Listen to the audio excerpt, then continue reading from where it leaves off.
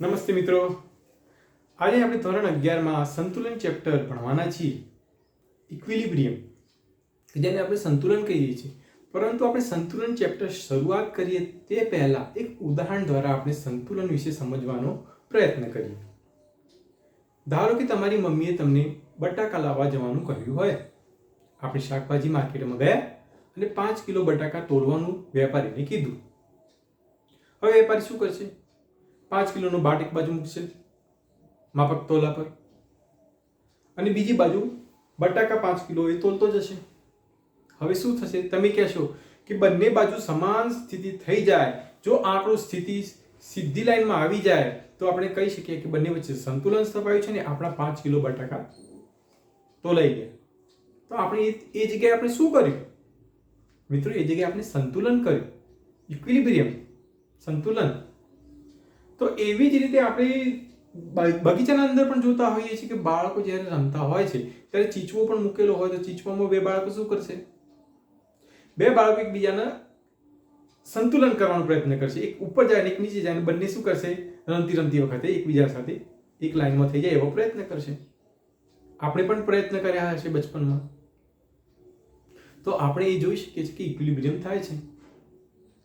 તો એ ઉદાહરણ તો આપણે શીખ્યા આપણા વાતાવરણમાંથી. આપણે આ પ્રકરણમાં શું શીખવાનું છે? આ પ્રકરણમાં સંતુલન તો શીખવાનું છે, પણ કયા કયા? રાસાયણિક સંતુલન, ભૌતિક સંતુલન, એ આપણે શીખવાના છીએ. એમાં આજે આપણે પ્રસ્તાવના શીખવાના છીએ.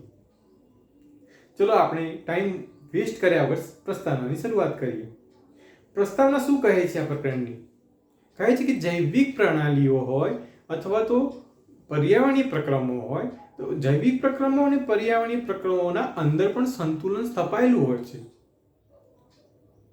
જૈવિક પ્રક્રમોની વાત કરીએ આપણે તો આપણા શરીરના અંદર O2ની વહેંચણી માટે ફેફસામાંથી સ્નાયુના અંદર O2નું વહન પામવું અને હિમોગ્લોબિનનું વહન પામવું, પ્રોટીન હિમોગ્લોબિનનું વહન પામવું.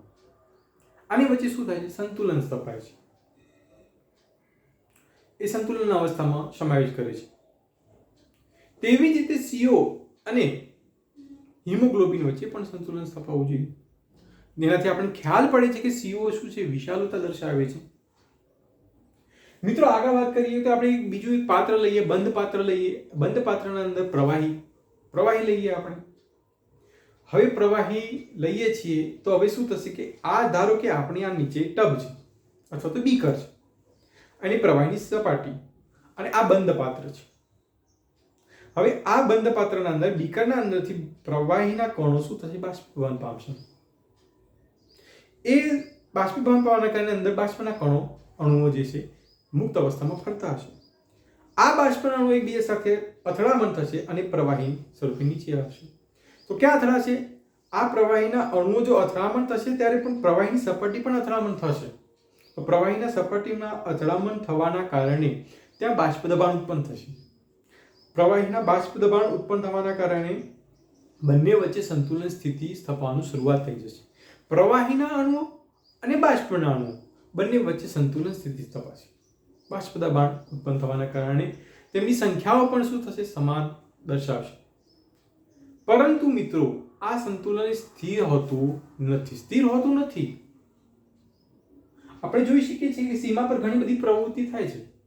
બાષ્પના અણુઓ અને પ્રવાહીના અણુઓ વચ્ચે ઘણી બધી પ્રવૃત્તિ થતી હોય છે, જેના કારણે બાષ્પીભવન દર અને સંઘનનનો દર બંને સમાન પરિસ્થિતિમાં જોડાઈ જાય છે.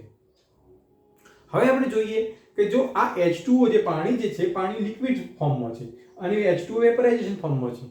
આ બંને વચ્ચે શું થાય છે? સંતુલન સ્થપાય છે. તો આપણે આવી રીતે એરો વડે આપણે સંતુલન સ્થિતિ બતાવી શકીએ છીએ. આ એરો શું દર્શાવે છે? આ બંને એરો શું દર્શાવે છે? કે બંને વચ્ચે ગતિશીલ સંતુલન સ્થપાયેલું છે. બરાબર? ગતિશીલ સંતુલન સ્થપાયેલું છે. સંતુલન એ ભૌતિક અને રાસાયણિક પ્રક્રિયાઓની કેટલીક પ્રણાલીઓ પણ આપણે જોઈ શકીએ છીએ. પ્રણાલીઓની પ્રસ્થાપિત કરી શકીએ છીએ. આપણે જોઈ શકીએ છીએ કે કેટલાક સંતુલન ધીમી અને કેટલાક ઝડપી હોય છે. ઝડપીથી પ્રક્રિયકોની સાંદ્રતામાં ઘટાડો થતો હોય છે અને નિપજોની સાંદ્રતામાં વધારો થતો હોય છે. તો એના મતલબ શું થયું? પ્રક્રિયકોની સાંદ્રતા ઘટી અને નિપજોની સાંદ્રતા વધી. પરંતુ ઇક્વિલિબ્રિયમ શું થવું જોઈએ કે બંને વચ્ચે સંતુલન સ્થિતિ સ્થપાવી જોઈએ. એટલે મતલબ શું થયું? સંતુલન સ્થિર હોતું નથી. આપણે યોગ્ય પરિસ્થિતિના અંદર તેમની વચ્ચે સંતુલન સ્થપાવી શકીએ છીએ. આપણે જોઈ શકીએ છીએ કે કોઈ તાપમાન હોય, બંધ પાત્રમાં પ્રક્રિયકો પ્રક્રિયા કરે ત્યારે શું થાય કે પ્રક્રિયકોની સાંદ્રતામાં શું જોવા મળે?